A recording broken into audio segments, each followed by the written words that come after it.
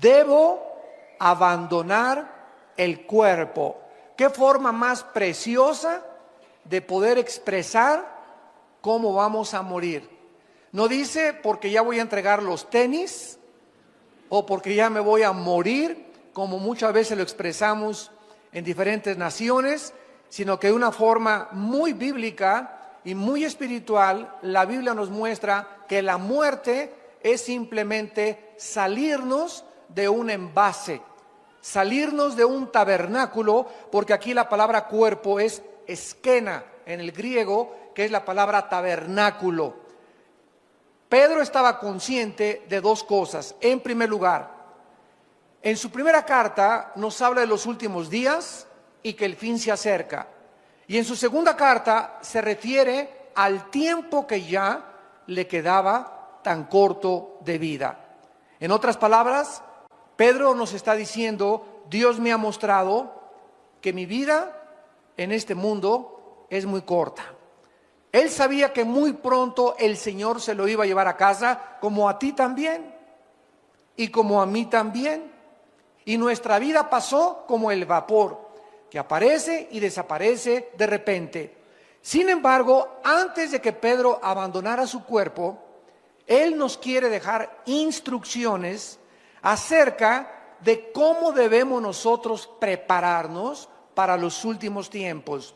Antes de que esto sucediera, el Espíritu Santo le da a Pedro palabras para la iglesia, para el tiempo final. Así pues, en la segunda carta leemos las últimas palabras de un pastor que tal vez estaba agonizando o que ya muy pronto iba a abandonar su cuerpo e iba a dejar a sus ovejas a cargo de otros pastores. Pedro sabía claramente que el mundo no va a entender el mensaje de la palabra de Dios, porque las cartas de la Biblia son para los creyentes, no son para aquellas personas que no son cristianas. Es como si yo voy en la calle y me encuentro una carta que dice: Chencho, ya me fui, te fuiste y me dejaste y te mando para el mandado, etcétera, etcétera. Yo digo, en primer lugar, yo no soy Chencho. En segundo lugar, yo no le entiendo esa carta. Y en segundo lugar, alguien la dejó. Esta carta no es para mí. Así es la Biblia. Hay mucha gente que viene a la Biblia y no la entiende porque no es para ti.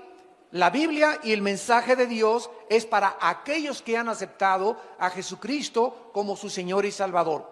Porque solo ellos, que somos los que formamos la familia de Dios, somos los que comenzamos a entender las palabras del Espíritu Santo. Pedro sabía que el mundo no lo iba a creer, por eso escribe estas cartas a los creyentes.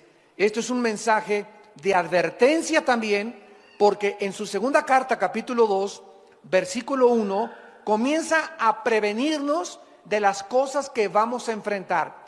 Hubo también falsos profetas, escribe Pedro, entre el pueblo, como habrá entre ustedes falsos maestros, que introducirán encubiertamente herejías destructoras. Pedro nos advierte: no se espanten, no se alarmen de la cantidad de falsos predicadores, de falsos maestros, de falsas profecías que dicen que hablan en el nombre del Señor y que ustedes las van a escuchar. Porque así sucedió en el Antiguo Testamento. Y aún negarán, dice, al Señor que los rescató, atrayendo sobre sí mismos destrucción repentina. Y muchos seguirán sus disoluciones, por causa de los cuales el camino de la verdad será blasfemado. O sea, va a haber también muchas conductas, falta de integridad, falta de honestidad, por las cuales muchos cristianos, por la forma como viven sus familias, se van a burlar del cristianismo. Y dice el versículo 3, y por avaricia van a hacer mercadería de ustedes con palabras fingidas.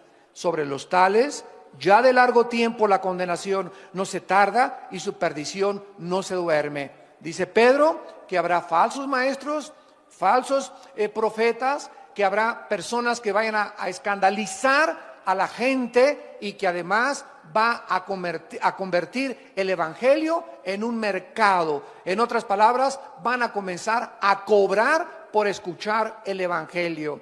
Los predicadores van a comenzar a cobrar los músicos van a comenzar a cobrar, y como yo he viajado ahorita casi por todo Estados Unidos diciéndoles a los líderes, si ustedes tienen a una banda de músicos o a un predicador que les fija un precio, no lo vuelvan jamás a invitar, porque son mercenarios del Evangelio de Jesucristo.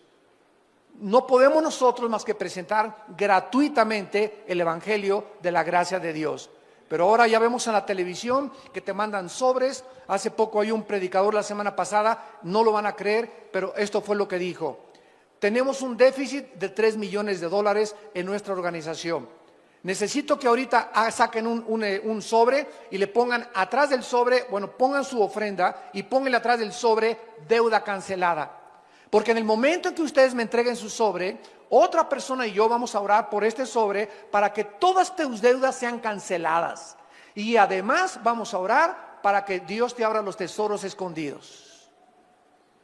Yo estaba con mi esposa, lo vimos hace 4 días en la televisión en Estados Unidos, y yo le decía a mi esposa, ¿cómo es posible que nadie se levante y les diga, cómo es posible que le puedan creer ese falso profeta? ¿Cómo es posible que le puedan prometer a una persona que si tú das, todas tus deudas van a ser canceladas? Es increíble la forma como están esquilmando y como están tratando de presentar el Evangelio de Cristo. En el capítulo 3, 2 de Pedro 3, dice Pedro en el versículo del 10 al 12, pero el día del Señor vendrá como ladrón en la noche, en el cual los cielos pasarán con gran estruendo, los elementos ardiendo serán deshechos, y la tierra y las obras que en ella hay serán quemadas.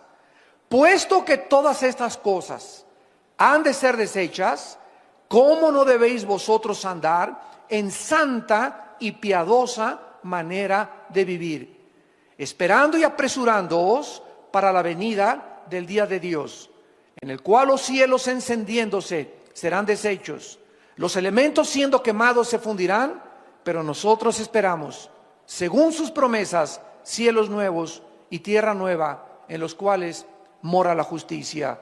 Como cristianos, nosotros creemos las palabras de Dios acerca de los tiempos finales y estamos recibiendo, amados santos, actualmente advertencias muy fuertes. Advertencias muy fuertes, y todo aquello que el mundo había hecho hasta estos tiempos va a comenzar a ser sacudido por Dios. Los banqueros robaron a la gente, principalmente la clase media baja alta, con tantos intereses de las casas, de las tarjetas de crédito, y dijo Dios, basta. Ya no van ustedes a explotar a la gente. Lean ustedes Santiago 5, ya dice claramente, el jornal de los obreros ha llegado a Jehová de los ejércitos, porque los han explotado y se han aprovechado. Un grupo muy pequeño en el mundo, un monopolio que se hicieron de multimillonarios para explotar a todos los demás, hasta que llegaron a la misma quiebra. Y estaba tan interconectadas las naciones en el mundo con los Estados Unidos de Norteamérica, que cuando cayó Estados Unidos, está cayendo la economía mundial. ¿Por qué? Para que se cumpla la palabra de Dios, que el mundo se dirige a una economía global.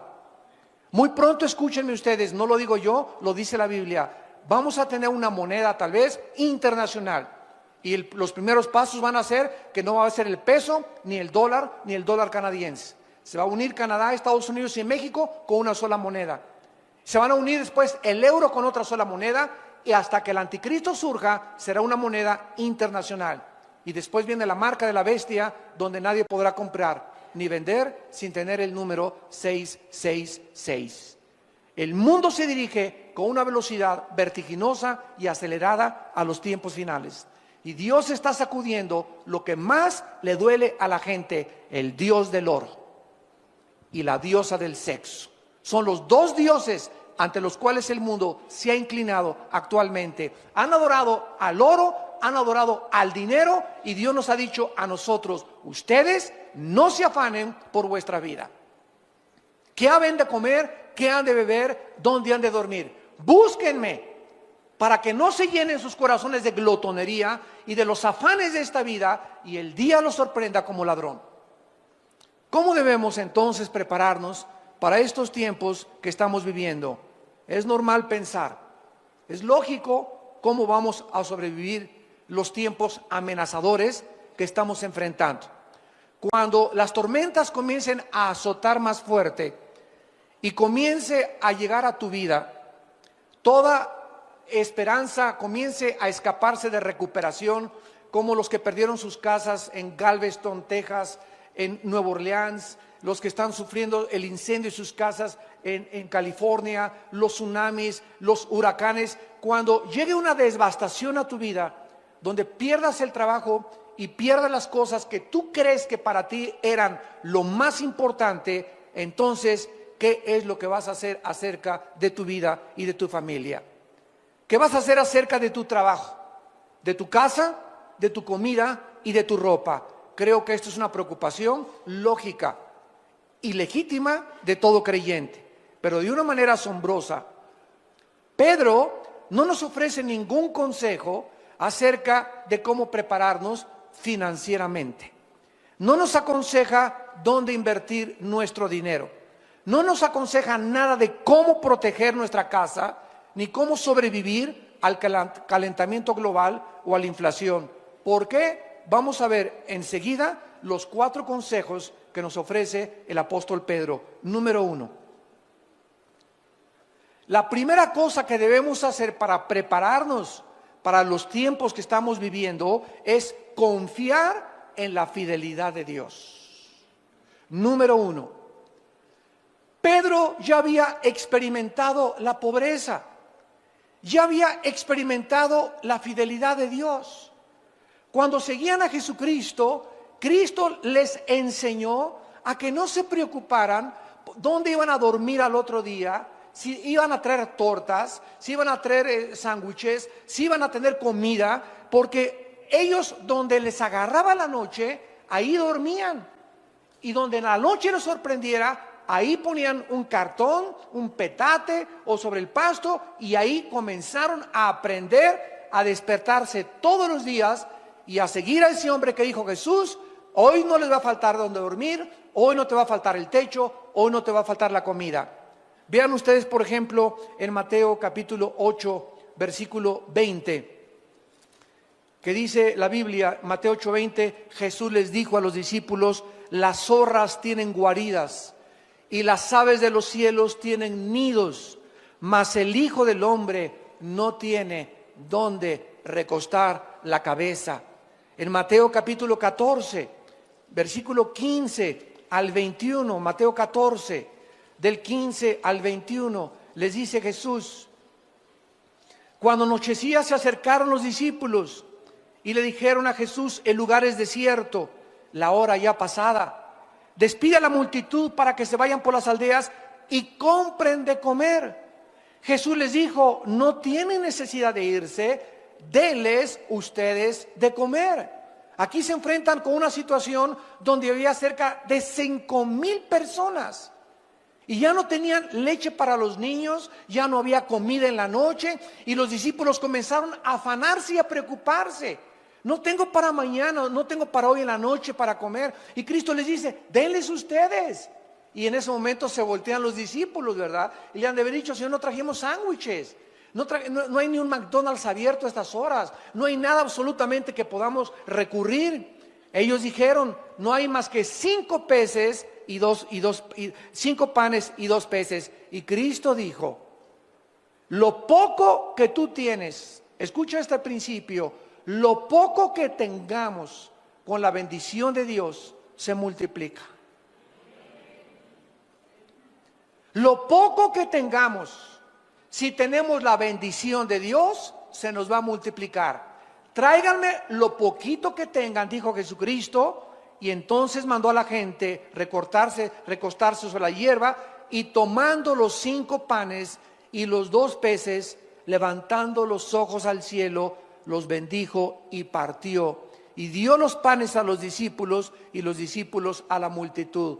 Esta es la razón por la cual antes de cada alimento, antes de desayunar, antes de comer y antes de cenar, bendice los alimentos en el nombre de Jesús y denle gracias a Dios de los frijolitos refritos, de los totopitos que tienes y tal vez el vaso de leche que tienes, porque si tú reconoces en lo poco, Padre, gracias porque pudimos desayunar por lo menos esta mañana, pudimos cenar, mis hijos, no tenemos muchas cosas, pero tuvimos para comer. Cuando Dios ve ese corazón agradecido, que lo alabamos y lo bendecimos por lo poco que tenemos, entonces Dios bendice y nos multiplica lo que no tenemos. Pero si nosotros ya comemos como si nos lo mereciéramos, en el nombre de Jesús te pido alimentos, guárdalos en el hueco de tu mano, dales a los que no lo tienen, amén. Cómprate una cotorra de África, o un perico, o una grabadora, y comienza a hacer que ese perico, esa grabadora, ore en lugar de ti, porque muchas oraciones de muchos de ustedes caen en la mecánica, comienzan a ser autómatas de Dios, robots de Dios. Ya la oración que dan no es del corazón, ya nomás sacas tu estampita y te echas la presinada también. Tenemos que sentir en el corazón, Padre, gracias por este pollo, gracias por este tibón, gracias por estos cornflakes, gracias por lo que nos das. No perdamos el sentimiento de la gratitud. Es horrible comenzar a vivir creyendo que lo que tenemos no lo merecemos. Gracias por este día, Padre. Gracias porque llegué al aeropuerto, Padre. Gracias porque me guardaste. Gracias por este día, Señor. Nos acostamos con el corazón lleno de gratitud. Y eso es lo que Dios está pidiéndonos. Que no nos olvidemos de que tenemos la vida, estamos respirando y tenemos que comer. En Mateo 17, versículo 24... llegaron a Capernaum y vinieron Pedro y los que cobraban las 2 dracmas, Mateo 17, 24. Y le dijeron, vuestro maestro no paga impuestos, o sea, no paga las 2 dracmas. Él dijo, sí. Y al entrar en la casa, Jesús le habló primero diciendo, ¿qué te parece, Simón?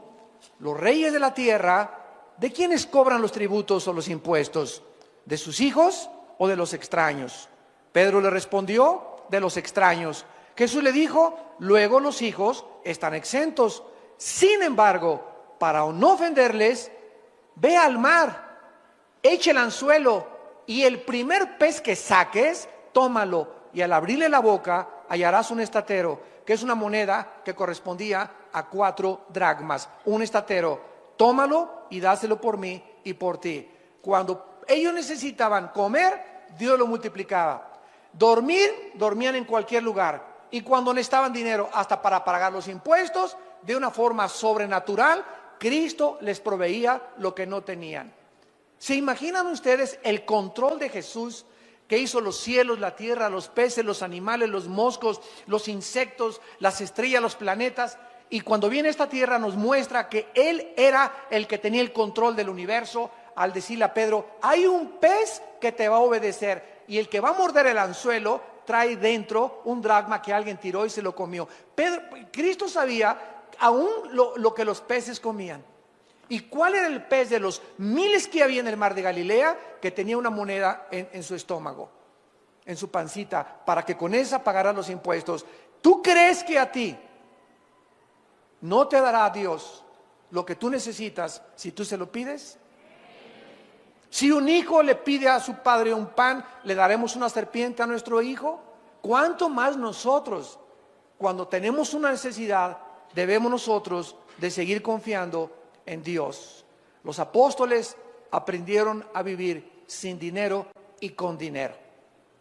Los apóstoles comenzaron a experimentar que Dios es poderoso para nunca dejarnos ni abandonarnos. Sabían lo que significaba dormir bajo las estrellas, sin cama ni almohadas. Siguieron a Jesús sin tener un empleo fijo ni promesas de dinero alguno. Solo eran dueños de la ropa que traían y de las sandalias que traían puestas. Y tú tienes 3 pares de tenis, tienes 2 pares de jeans, tienes 3 camisas, ya vas de gane.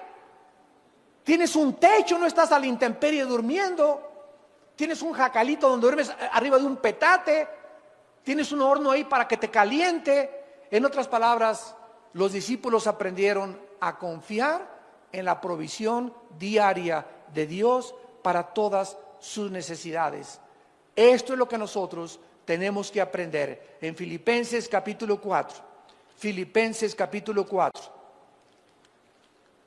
Versículos del 11 al 13, el apóstol Pablo, al igual que Pedro, nos escribe estas palabras. Filipenses 4, del 11 al 13. Y dice el apóstol Pablo: no lo digo porque tenga escasez, pues he aprendido ¿a qué?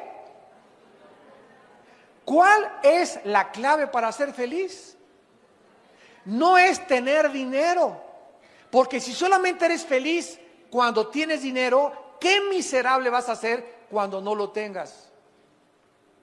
La clave de la Biblia es que aprendamos a contentarnos con o sin. Porque si no tienes, estás contento porque no dependes de tu contentamiento si tienes. Porque no toda la vida vamos a tener. Yo recuerdo cuando yo inicié el ministerio en 1979. Me fui casi 4 o 5 años de misionero a la sierra de Guerrero y de Oaxaca.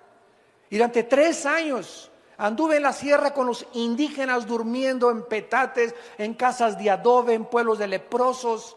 No teníamos para comer, comíamos lo que pescaba yo en el mar.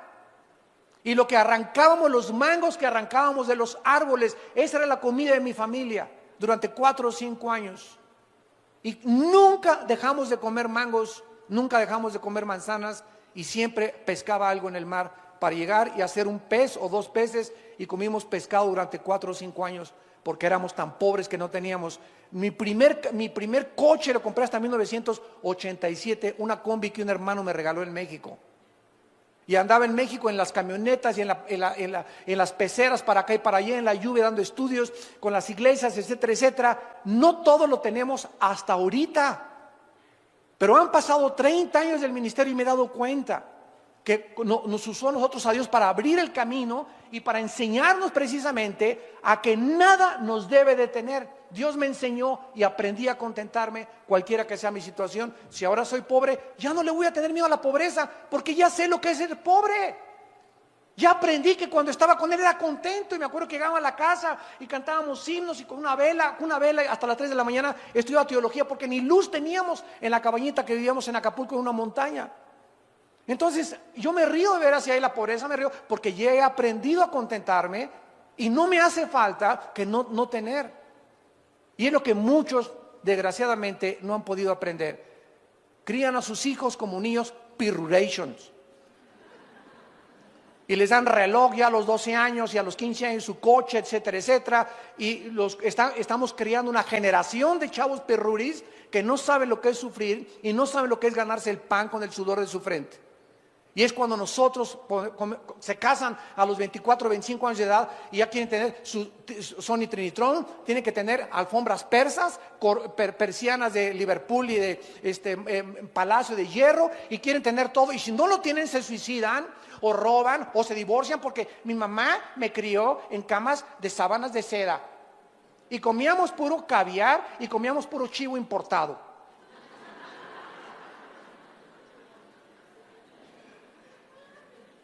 No lo digo porque tenga escasez, dice Pablo, he aprendido a contentarme cualquiera que sea mi situación. Y por eso a muchos de ustedes han perdido el trabajo o han perdido lo que tienen, porque Dios les quiere enseñar. Dios no te ha abandonado. Dios quiere enseñarte que en esa pobreza que estás y en esa pérdida de trabajo, Él sigue siendo Dios. Y no te va a dejar ni te va a abandonar. Y cuando recuperes otra vez lo que perdiste, te vas a acordar que no te faltó por lo menos de comer. Y no te faltó techo y no te faltó tampoco tu familia. Porque eso es el tesoro más grande que tenemos. Mientras tengamos la familia, lo tenemos todo. No importa que la familia durmamos en la banqueta, pero juntos siempre, luchando por la sobrevivencia con el Señor de nuestro lado. Diré yo a Jehová, esperanza mía, castillo mío, mi Dios, en quien confiaré. Y no diré yo al banco y la bolsa de valores y Wall Street, en quien confiaré. Pues en aquellos que están confiando en eso, Dios se los ha derrumbado, para que no pongan sus ojos en falsos ídolos, más que en el Dios viviente que le da vida y aliento a todas las cosas.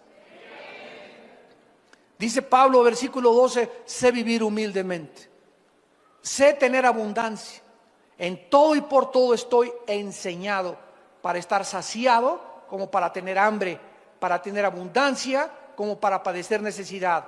Y el secreto está en el versículo 3, todo lo puedo en Cristo que me fortalece. Ese es el secreto. Ay de ustedes los que hacen dinero y no han aprendido a vivir con el dinero, porque el dinero los echa a perder. Hay de ustedes de los que la noche a la mañana se enriquecen y no saben qué hacer con el dinero. Y en lugar de entender el propósito por el cual Dios nos da el dinero, comienzan a hacer dinero y se olvidan de Dios y comienzan a tener más gastos y más lujos, y el club y la familia Pompidou y la familia Richelieu, etcétera, etcétera, y comienzas a alejarte de Dios y alejarte del discipulado. Ni diplomados tomas. ¿Por qué? Porque comienzas por los afanes de la vida, porque no habías aprendido a vivir con dinero. Tenemos que aprender a vivir sin dinero, pero también cuando tengamos dinero tenemos que aprender cómo administrar ese dinero. Porque si ese dinero que tienes tú ahorita, tú no sabes con qué propósito Dios te lo dio y crees que es para ti, entonces algún día te comenzará a faltar y te dirá Dios: acuérdate que yo deshago como polilla lo más apreciado del ser humano. En segundo lugar, el segundo consejo que se nos da es no preocuparnos por las cosas materiales. ¿Saben lo que significa la palabra preocuparse? Pre es antes, ocuparse es poner atención. Una persona preocupona es una persona que está antes de que suceda algo, ocupándose o concentrando su atención en algo que no ha sucedido. ¿Y mañana qué como? ¿Y qué no se pasó mañana? Hoy, pero si no, todavía no llega mañana. Todavía ni siquiera. Estamos apenas a las 10 de la mañana, a las 11 de la mañana, y ya estás preocupada por tu lavadora y por tu trabajo. Ahorita disfruta tu pollito y gloria a Dios, tú a la iglesia. A lo mejor ahorita viene por nosotros el Señor a la 1. La pregunta más importante que Dios nos haría en estos tiempos es la siguiente: ¿qué hay en tu corazón en estos últimos tiempos? ¿Preocupación por el dinero? ¿Por tus inversiones? ¿Por la caída de la bolsa de valores? ¿Por tu salud? ¿Por tu futuro? ¿Por tu familia? ¿Qué está en este momento, en estos tiempos, llenando tu corazón? ¿Qué es lo que más te preocupa en estos tiempos? ¿En qué te estás convirtiendo, dice Dios en esta tarde? Y ustedes que nos ven por la televisión, ¿en qué te estás convirtiendo mientras más rápido nos acercamos a los tiempos finales? ¿En una persona avariciosa, ambiciosa, preocupada por el dinero? ¿Una persona llena de ansiedad y de estrés y de cosas que aún no suceden? ¿En qué te estás convirtiendo? Analiza tu corazón a la luz de los tiempos que estamos viviendo. El rey Salomón escribió en Proverbios capítulo 18, versículo 11. Proverbios 18, 11. Las riquezas del rico son su ciudad fortificada y como un muro alto en su imaginación. O sea, los ricos piensan así, dice Dios. Y esto lo escribió el hombre más sabio que ha existido en la historia después de Cristo, el rey Salomón. Los ricos así piensan: mientras yo tenga 1 millón o 2 millones de dólares, mientras yo tenga 1 o 2 propiedades, mientras sea dueño de una casa, mientras tenga mis inversiones, estoy tranquilo. Y dice Dios: es la obra de tu imaginación nada más. Porque de la noche a la mañana cualquier persona como lo estamos viendo en nuestros tiempos, se quedan en la bancarrota. Ahorita hay más de 600 suicidios en Estados Unidos, hasta la semana pasada que yo me vine, de ricos que se están quitando la vida por la caída de la bolsa de valores. Y de personas que habían invertido todo o la mitad de su capital en la bolsa de valores y no tienen absolutamente 1% de probabilidades de recuperación o de repunte. Por la deuda de los más de 3 trillones de dólares que tiene el gobierno federal americano. Se quitan la vida. ¿Por qué? Porque aprendieron a vivir confiados mientras tenían, y cuando no tenían, no tienen propósito ni razón para seguir viviendo. En Proverbios capítulo 23, el rey Salomón continúa dándonos consejos y dice el versículo 4 y 5. Proverbios 23 del 4 al 5. No te afanes por hacerte rico. Sé prudente y desiste. ¿Has de poner tus ojos en las riquezas siendo ningunas? Porque se harán como alas de águila y volarán al cielo en septiembre del 2008. Ese es primera de Armando 2.1. Esto fue escrito hace 3000 años y ante nuestros ojos estamos viendo de qué manera Dios está quitando y derrumbando el becerro de oro.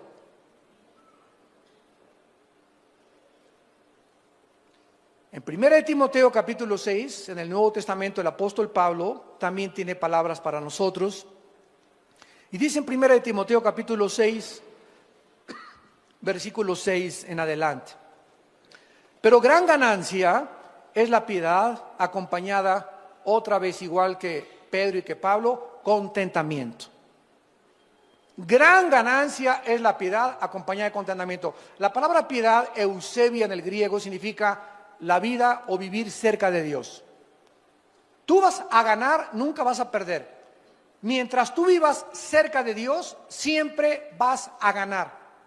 ¿Por qué? Porque cuando vivimos cerca de Dios, en su presencia hay plenitud de gozo. Los que viven cerca de Dios tienen que estar contentos, cualquiera que sea su situación. Porque viven alabando a Dios, dándole gracias a Dios de que por lo menos tienen que comer.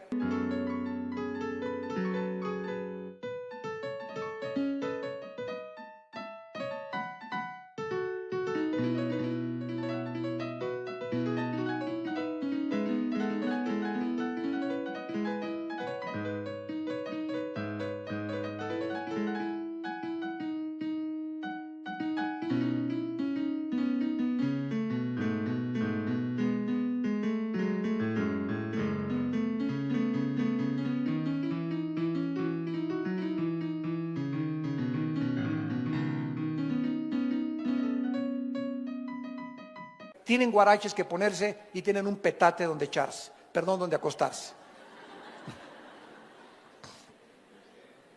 Porque nada hemos traído a este mundo y sin duda nada podremos sacar. Imagínate cualquier persona rica que nos escuche en este momento, que has guardado y échale y abonos y el dinero y hasta abajo el colchón, y de repente hoy te mueres un accidente, una embolia, un ataque al corazón y tú tenías dos propiedades, y cuando te entierran en el ataúd, ni el anillo que traes de casado te llevas. Todo se queda de la noche a la mañana y va a estar tu familia como alacranes peleándose la herencia. Ahí en el panteón van a comenzar los pleitos ya por ver quién tiene más herencia. Así es el corazón humano.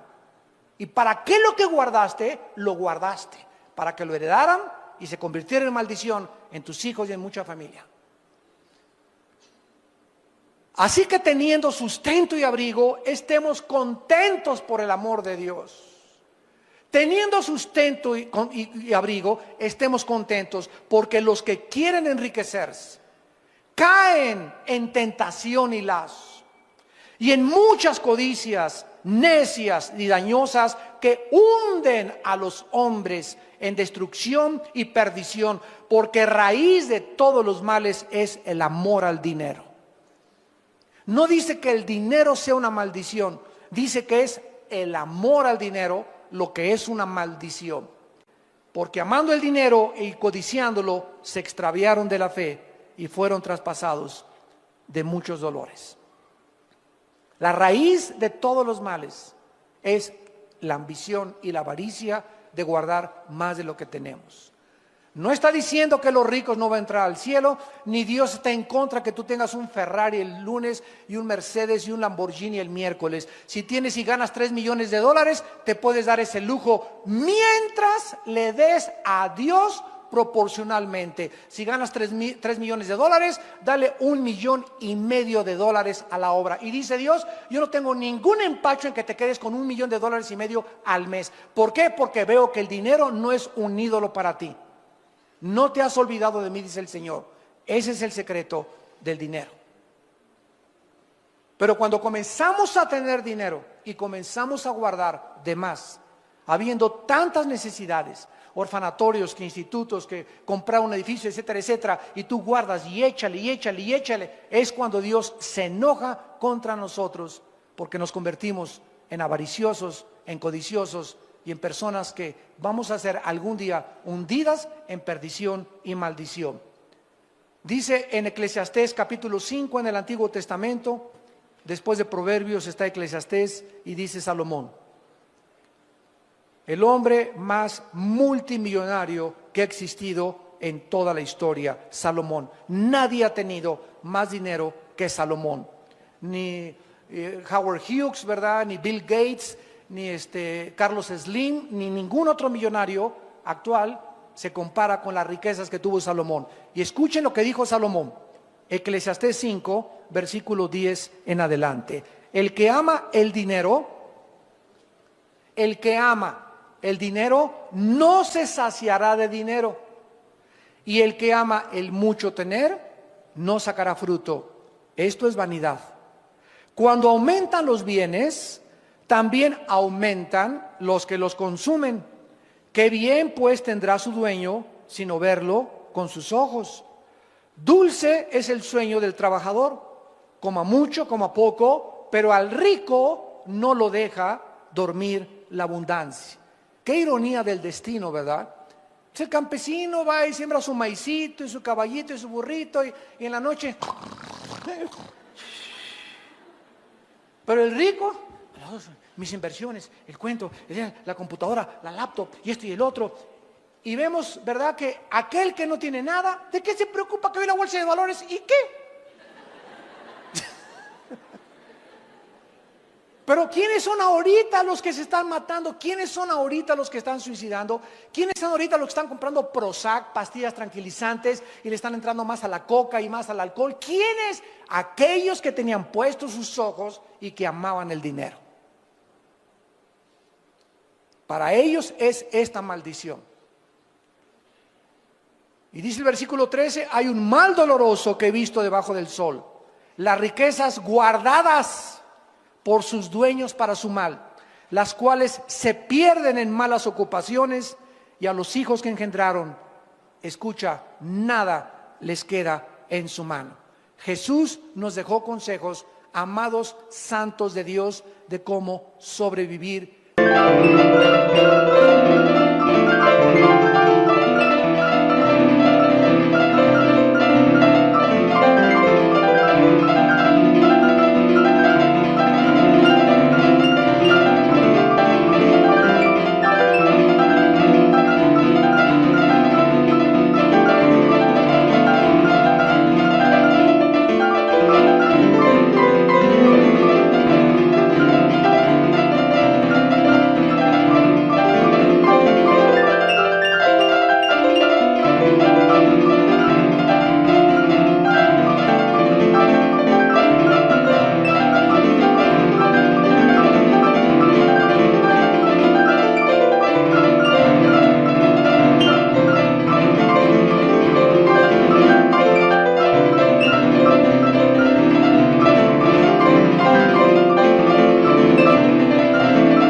Cuando la economía se derrumbara.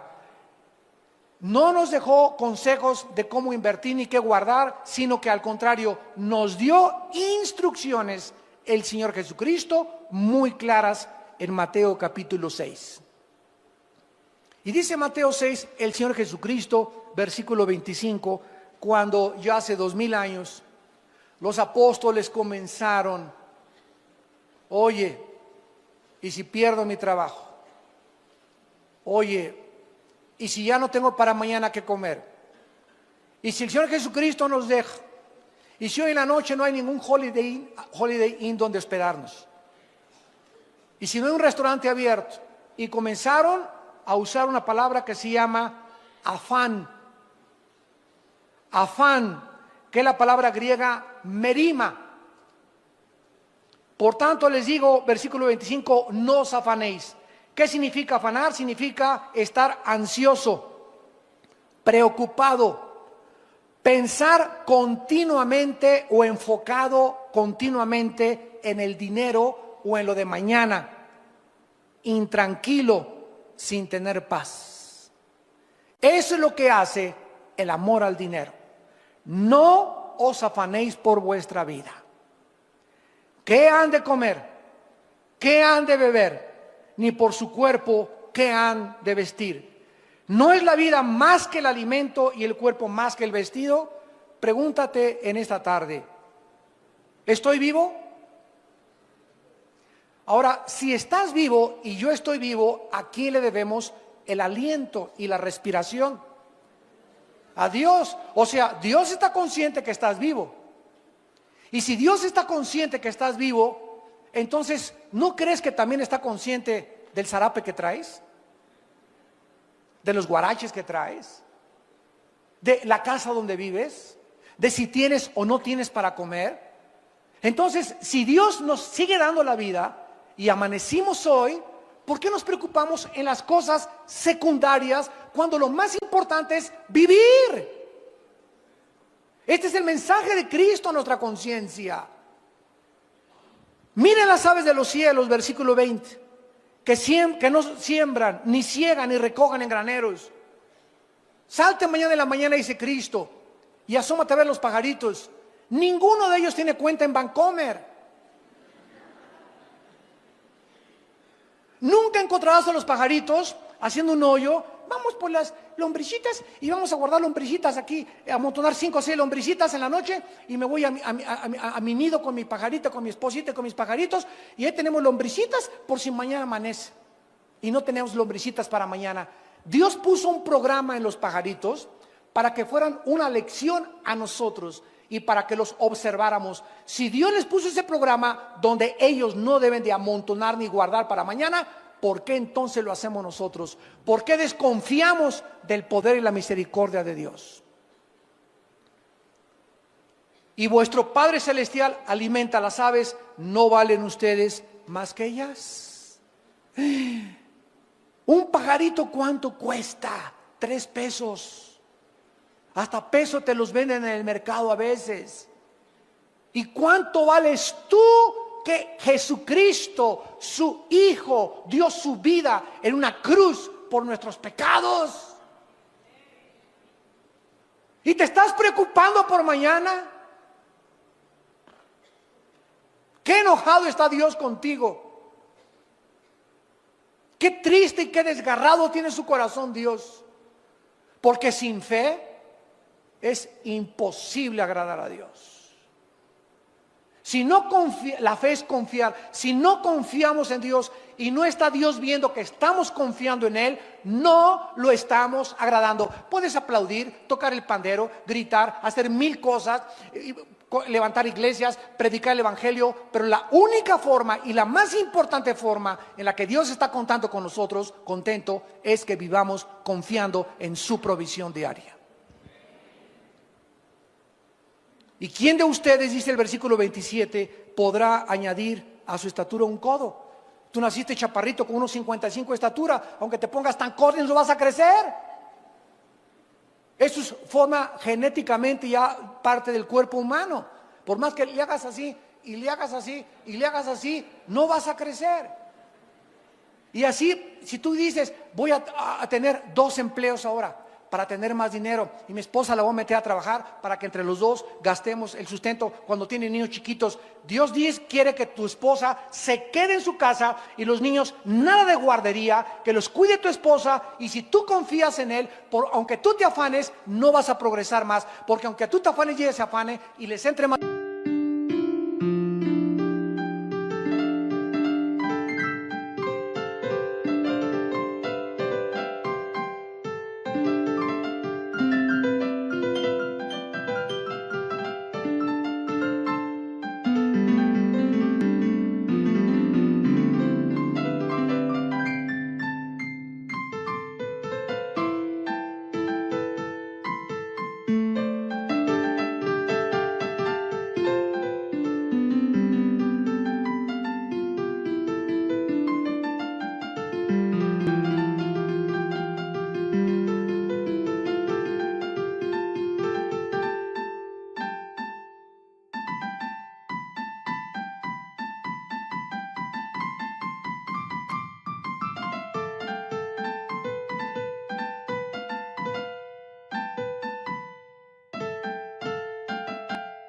dinero, no van a ser felices ni van a disfrutar lo que tienen. Si nosotros disfrutamos la vida, es con la bendición de Dios. La esposa que tiene hijos pequeños debe vivir en su casa y debe estar contenta en su casa de ser su ministerio, mientras el hombre va a buscar el pan y traer el sustento a su casa. Y Dios va a prosperar tu trabajo y te va a dar otras oportunidades de trabajo y te va a aumentar el sueldo de tu trabajo y te va a dar más bendiciones cuando Él vea que confías en Él. El mucho afán no va a hacer que hagas más dinero ni que vivas más feliz. Busca a Dios y su reino y su justicia sobre todas las cosas. Y todas las demás cosas te serán añadidas. Versículo 29, versículo 30. Y si la hierba del campo que hoy es y mañana se echa en el horno, Dios la viste así, ¿no hará mucho más a vosotros, hombres de poca fe? Si vemos el colorido de una flor, el colorido de una mariposa, el colorido de los campos y de las puestas de sol, ningún pintor, ni Leonardo da Vinci, ni Miguel Ángel, ni nadie ha podido imitar los colores tan preciosos que tienen las plantas y las flores. ¿Y tú te preocupas por tu vestido de china poblana? No os afanéis, pues.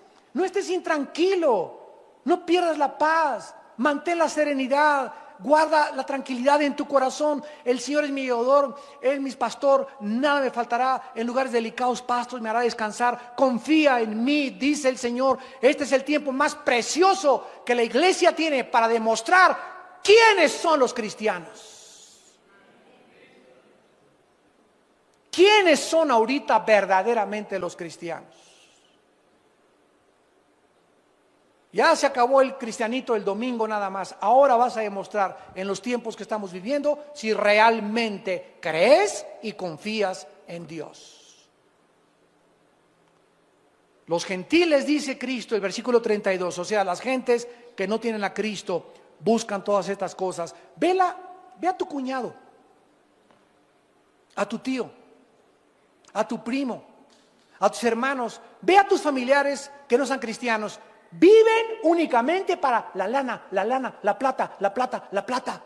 Cómo hacer dinero y aprendí y el otro. Y todos los días prende el noticiero y cada vez el corazón les va a explotar mañana. Las noticias aumentan, las malas noticias aumentan, y porque están enfocados nada más el oro, el becerro de oro, se está deshaciendo, se está fundiendo, el oro se está yendo, porque toda su vida está puesta ahí. Los gentiles buscan todas estas cosas. El corazón del mundo está en eso, porque ellos creen que eso es lo que vale en la vida. Pero vuestro Padre Celestial sabe que tú tienes necesidad de estas cosas. Busca primeramente mi reino y mi justicia, y todas las demás cosas te serán añadidas.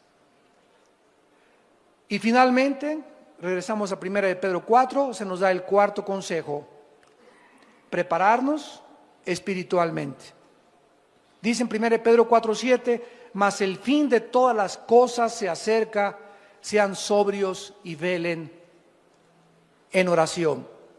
Si tú ya sabes ahora hasta este momento que no te va a faltar, Dios va a proveer milagrosamente en tu casa, como lo hizo con una viuda que se llamaba de Sarepta y su profeta Elías. Dios le dice una vez a Elías: quiero que vayas a un pueblito, y al entrar al pueblito va a estar una señora que es viuda recogiendo leña. Y quiero que cuando llegues a ese pueblito le digas a esta viuda que te lleve a tu casa y que te dé de comer. ¿Por qué no le dijo Cristo: quiero que llegues al Holiday Inn?